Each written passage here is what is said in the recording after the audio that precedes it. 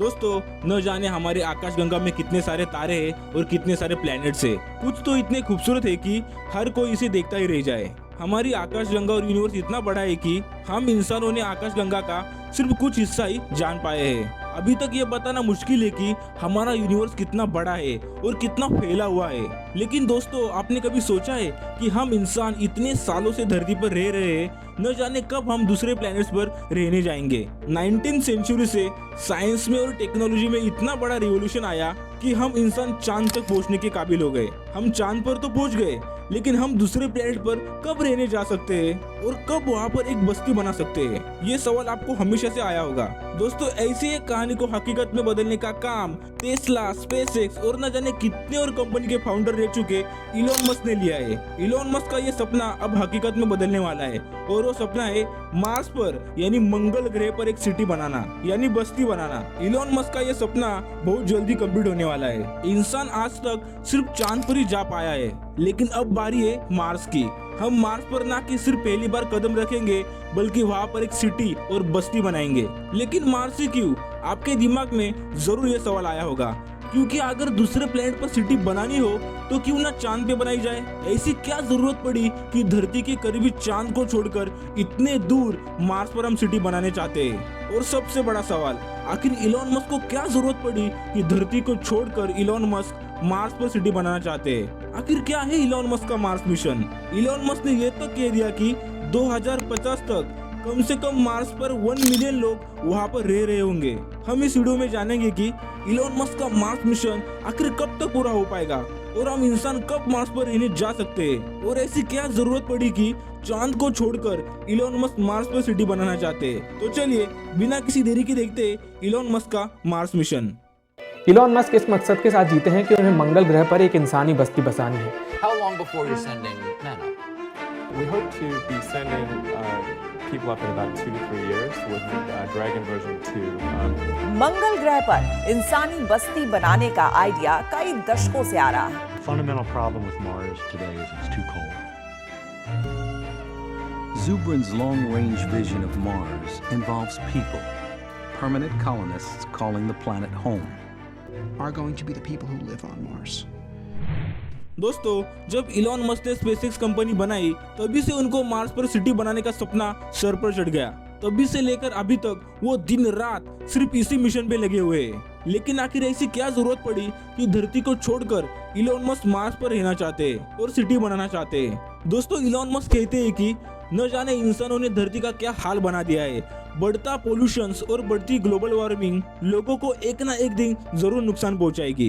करोड़ों सालों पहले जैसे एस्टेरॉइड धरती से टकरा गया था और डायनासोर का खात्मा हो गया था, न जाने वो दिन फिर कब आए और पूरी मानव बस्ती को खत्म कर दे। ऐसा सब ना हो, इसीलिए इलॉन मस्क का प्लान है कि 2050 तक कम से कम 1 मिलियन लोगों को मार्स पर भेज दिया जाए, जिससे ह्यूमंस धरती पर पूरी तरह निर्भर न होके दूसरे प्लैनेट्स पर भी बस जाए। लेकिन ये सुनने में जितना आसान लगता है उतना है नहीं। मार्स पर सिटी बनाने के लिए बहुत सारे चैलेंजेस को फेस करना पड़ेगा। लेकिन चैलेंजेस को देखने से पहले हम बात करते कि आखिर मार्स ही क्यों? न जाने हमारे सौर मंडल में इतने सारे प्लैनेट्स है और धरती की नजदीकी में चांद भी है, फिर भी मार्स ही क्यों? आखिर क्यों इलॉन मस्क को और उनकी टीम को चांद को छोड़ के मार्स पर सिटी बनानी है? दोस्तों, ऐसे बहुत से रीजन है जिसकी वजह से मून को छोड़कर मार्स पर सिटी बनाई जा रही है। दोस्तों, इसका सबसे पहला रीजन है मून की ग्रेविटी। मून की ग्रेविटी बहुत ही कम है अगर हम मार्स और अर्थ से कंपेयर करें तो। मान लीजिए कि आपका वेट धरती पर 91 किलोग्राम है, तो वही वेट मून पर 15 किलोग्राम होगा, विच मीन्स आपका वेट बहुत हल्का हो जाएगा और आप ठीक से वहाँ पर सरवाइव नहीं कर सकते।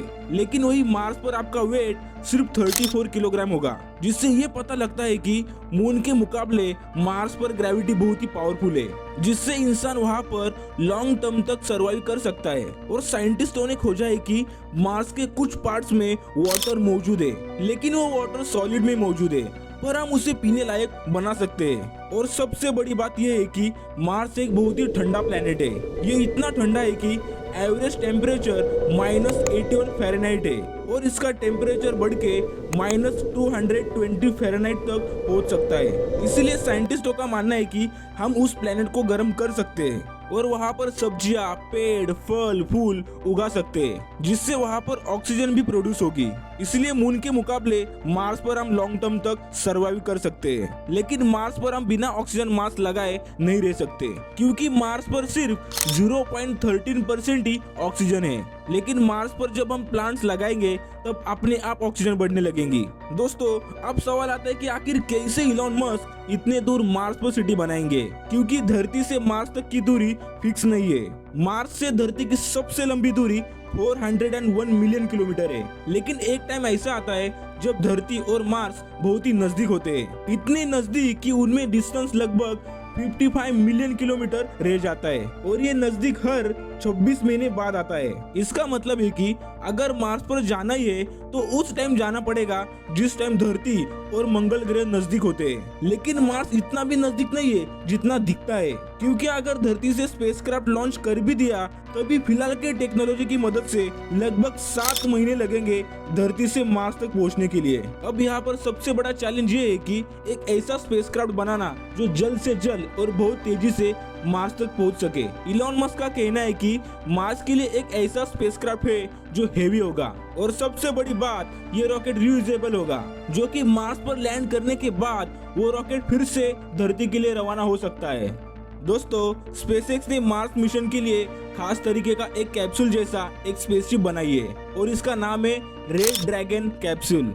ये रेड ड्रैगन कैप्सूल इतना सेफ है कि यही इंसानों को मार्स पर सेफली लैंड कराएगा। इसको लैंड करने के बाद वो फिर से लॉन्च होके इंसानों को धरती पर लेकर आ सकता है। दोस्तों, यकीनन ये मिशन बहुत ही रिस्की होने वाला है, क्योंकि इतने दूर इंसानों को भेजना, और वो भी इतने मंथ्स और सालों के लिए, बहुत ही चैलेंजिंग होने वाला है। कुछ लोग तो इस मिशन के खिलाफ है। उनका मानना है कि ये मिशन कभी भी पॉसिबल नहीं हो सकता। लेकिन इलॉन मस्क को अपने इस मिशन पर इतना भरोसा है कि इन्होंने ये तक कह दिया कि ये इंसानों को वहां पर कब भेज दिया जाएगा।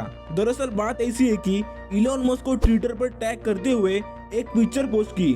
उस फोटो में था कि अगर 1969 में पहली बार इंसानों ने मून पर कदम रखा तो मार्स पर कब रखा जाएगा।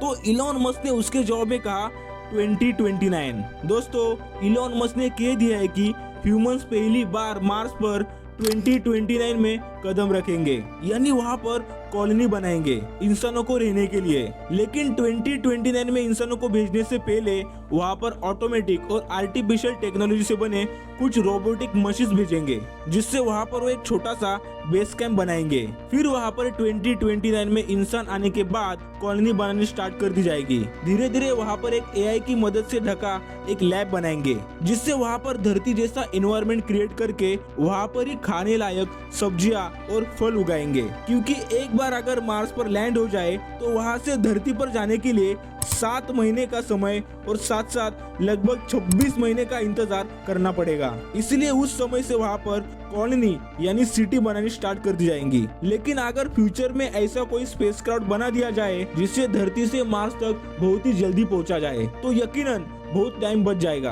दोस्तों, अगर इलॉन मस्क का यह सपना पूरा हो पाया तो यकीनन एक नई हिस्ट्री क्रिएट हो जाएगी। दोस्तों, आपको क्या लगता है, इलॉन मस्क का ये मार्स पर सिटी बनाने का सपना पूरा हो पाएगा? आप अपनी राय कमेंट बॉक्स में जरूर बताइए। दोस्तों, ये था इलॉन मस्क का मार्स मिशन। अगर आपको ये वीडियो पसंद आया हो तो मुझे कमेंट बॉक्स में जरूर बताइए, और इस वीडियो को लाइक, शेयर और सब्सक्राइब भी जरूर करना। तो मिलते हैं आगे ऐसे ही कुछ वैल्यूएबल वीडियो में। तब तक के लिए धन्यवाद।